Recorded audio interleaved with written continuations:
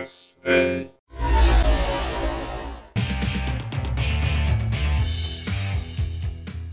Obi-Wan was supposed to be Qui-Gon Jinn, and Qui-Gon Jinn was supposed to be Obi-Wan, and I never knew this. It's because there is nothing to know, which Star Wars theory would have known if he'd done even the smallest bit of research or relied on the encyclopedic knowledge of the franchise that his fanatics claim he possesses. Star Wars Theory was reading the Yahoo News repost of a Deadline story by Glenn Garner, who's done a lot of gay stuff. No, literally, read his bio. The Deadline piece was in turn an unresearched circulation of a claim made by prequel concept artist Iain McCaig in an interview a few weeks ago on StarWarsdotcom by Lucas Seastrom. Let's read what he said. For a time, the older Jedi was named Obi-Wan and the younger Jedi was named Qui-Gon.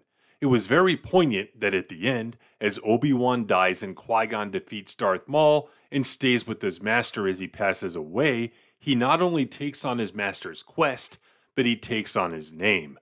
Qui-Gon becomes Obi-Wan. That's why when you see Alec Guinness in A New Hope, he puts his hood down and goes, Obi-Wan?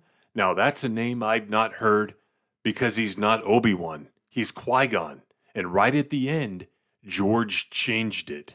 Now a lot of us called bullshit right off the bat. I'd never heard that before, and you guys know me, so I went to research.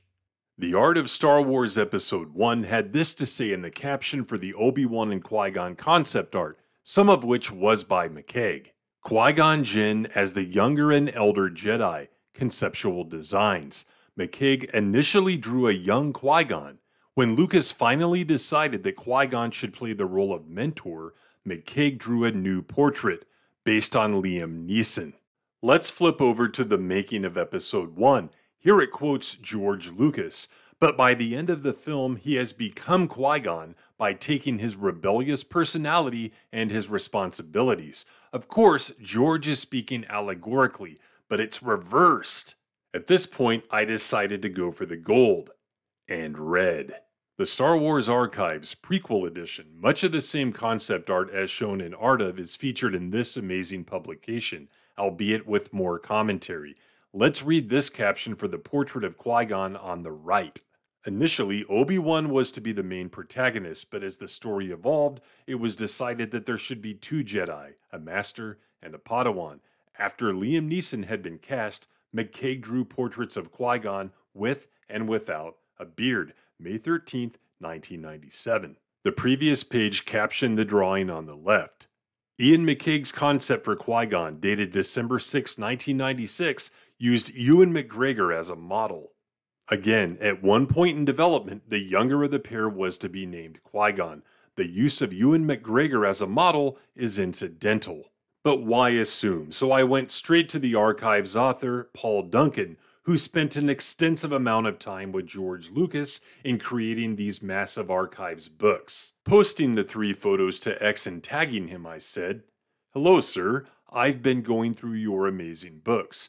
During your discussions, did you hear anything definitive about whether or not there was some kind of twist ending at the end of The Phantom Menace? From the quotes I've seen, I think George was speaking allegorically and that the Obi-Wan we know was originally Qui-Gon.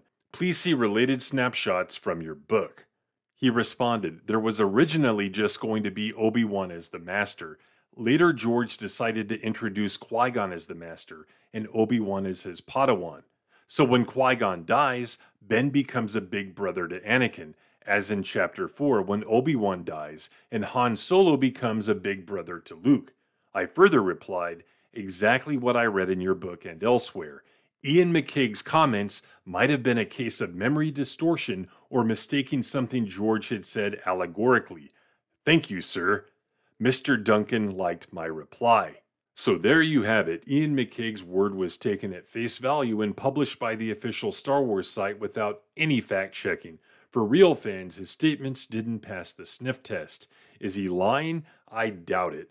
As I replied on X, memories work in strange ways, and he was likely mixing up conversations with George and the confusion of the decision as to which character would be Master.